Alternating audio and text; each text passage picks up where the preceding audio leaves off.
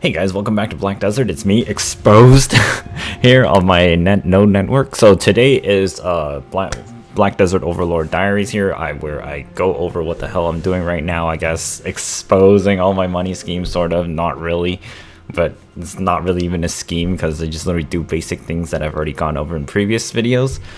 Okay, so we're gonna go over the nodes here of what's changed in my planet here since Drieghan's release. I've completely lost Calpheon because I just simply don't do anything here. I don't do any of the timbers. I don't do any of those things there. I mean, you can still keep them there if you're doing them. Obviously, don't destroy your network just because of something else I'm doing, which might not even help you in any way because you have nothing else set up.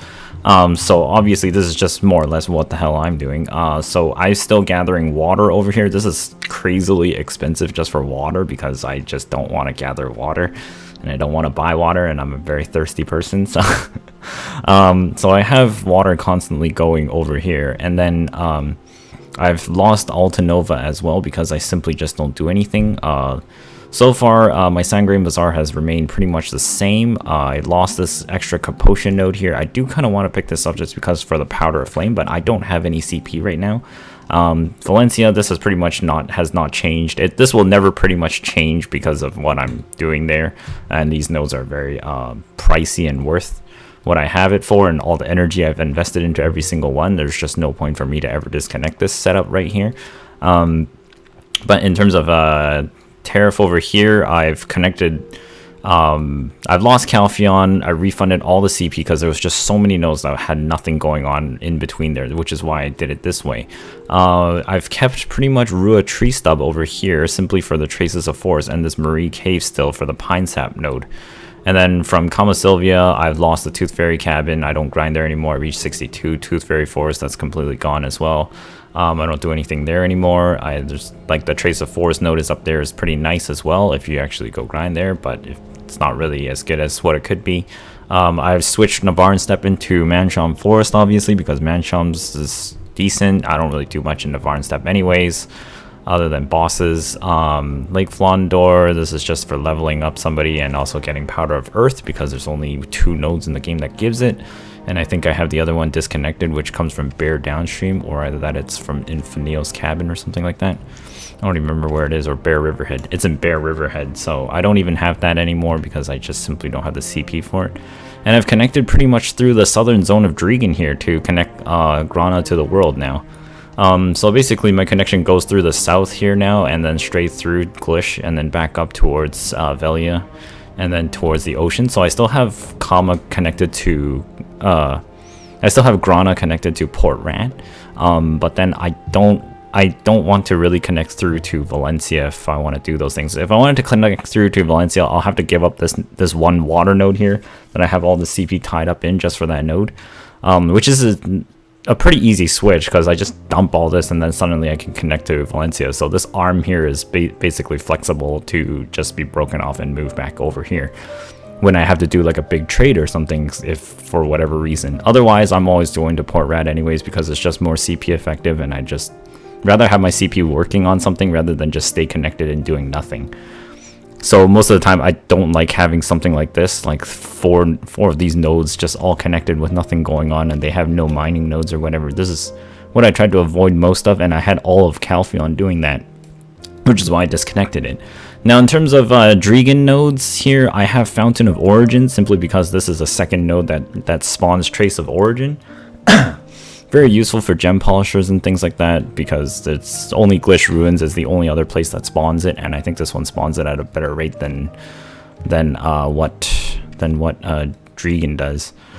So I have a professional Papu worker on it. I don't even know. I think he's in. Yeah, it's coming from Old Wisdom Tree. It's already spawned like 51 traces. So over a period of time, that will come more and more. Shuriken Necropolis, I have it for Trace of Memory. This is probably the cheapest one for Trace of Memory because the other one is way out in Akhman, and it's in the Pilgrim Sanctum Humility, and it's super expensive just to get that one. So it's definitely more of a luxury than compared to getting this one. And then Khalk's Canyon, there are these 2 mithril nodes here, but I've essentially, I mean, like, it says mithril, but I have my stack of mithril in Grana, and I had like a fattest worker working on it, right? And this pile has not moved at all. It's been 6605, and I've gotten 800 zinc ore in trade, and so basically the worker on here has not spawned a single mithril piece for me at all. So I think these two nodes are completely useless unless you got like humans going on them. So you probably want to hire some humans from Drieghan before you even want to like invest into these nodes. If you don't have humans going on these things, I just don't think it's worth it, because I think you need a super high luck stat in order for it to even start spawning, and even then you might even have to put energy into the nodes before you even start seeing something out of it for the mithril. Otherwise, I just like, there's no way. Like, it's been almost a whole week and I just haven't spawned a single mithril, and I was like, wow, I'm like 5 CP is just locked up here for no freaking reason. It's 5 CP for each one, and then there's like 5 for that one too. I had both of them at one point, and then I was like, I'm not getting any mithril. This is pointless. This is absolutely pointless. So yeah, so we connect through here just to get to Drieghan. Marcha Outpost, I don't really know why there's a path down here. Harak Shelter is just 1 CP if you go through the Necropolis, which you probably want for the Trace of Memory. Windy Peaks, didn't really grab it because I didn't see a point, because the town just auto-connects to Morning Fog anyways, and there's nothing here, so I don't know. There's just nothing there. Garmus Nest, you need this if you want to get to the Dorman Lumber Camp. To get to the Dorman Lumber Camp, this is definitely worth taking the Thuja Sap node, because there's so little trees that basically exist about this thing, and they look exactly like cedar trees, just slightly thinner and more arrowed towards the top, which is the only way you can identify it, and you can only get identifying it by gathering it after a while and noticing it, but it's still very hard to see. And it's really very few and scarce around the area, so this node is definitely worth taking for just for the sap alone to make the new elixir, if you want to. It's quite expensive to get up there, so I don't really know if you want that unless you're trying to connect the world together through this bottom route. If you're not connecting through the bottom route here or anything at all, you have a lot more freedom to work around some things, because obviously you don't need half of these nodes here connected or whatever at all if your workers are all coming from Drieghan. This one is probably the most expensive one, is the Dorman Lumber Camp right here, because it's out of the way and there's no other way to get to it, and there's only this one path that you must take in order to get there. Bloodwolf Settlement, nothing there. Nightcrow Post, nothing really there. Tashira Ruins, Bracken, and Dry Main Grass. I think those were the first few nodes that spawn Dry Main Grass. I don't know if you do any kind of alchemy. Bracken is definitely for Drieghan meals if you are ever interested in even making any of them. It doesn't spawn too many at a time. And then this is the second Pine Sap node right here at Kemet Lumber Camp. So this is one I definitely picked up without a doubt. And also the lumber is also really nice. Those who are doing Calpheon things or whatever, all the timbers around Calpheon. Here's another birch node for you as well, which is really nice. Same with the Dorman Lumber Camp. If you're doing the Calpheon nodes or whatever, fir sap and the fir timber over here is also really nice because it spawns all 3 kinds. A little bit expensive, but definitely worth picking up. It's 5 CP, I get it. It's pretty expensive, so that's one of the other things. But this connects to Serendia Shrine, and you can just get through Glish here and towards the mainland of original nodes that were available since launch or whatever. So I'm pretty sure I could probably fix this up a little bit more, because this just looks messy and dumb. But other than that, though, I don't really think there's much else, because this can technically go through down here. So this is like 1, 2, Hazard Cliff and Tungrad Forest, but then this is essentially actually most CP effective right here. So there's no point to really edit this, because I looked at it and I was like, well, there's no reason. There's no reason to do this. So, and then between this and this node here on my map, there's no reason to choose one or the other. Let's just choose this one, and then this one. It doesn't amount to anything different for me.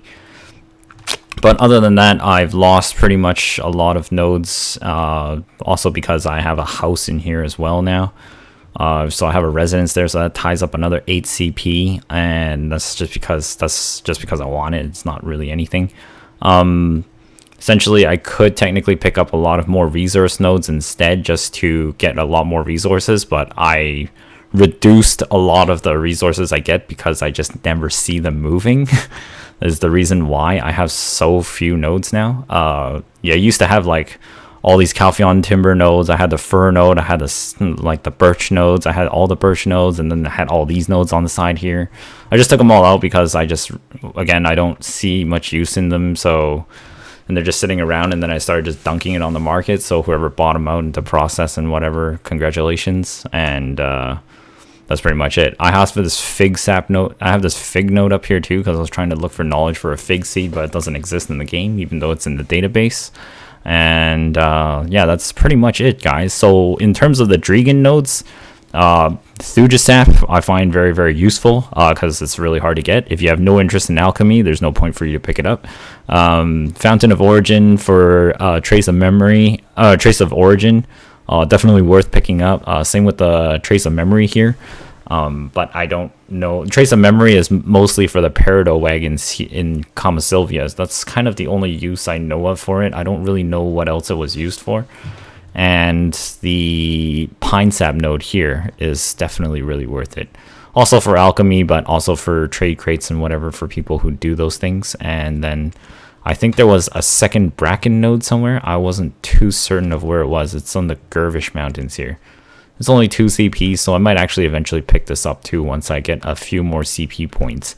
Doing the Drieghan dailies actually raises the CP bar actually extremely fast. It's probably faster than anything else that I've encountered so far, and it does take up like quite a long time.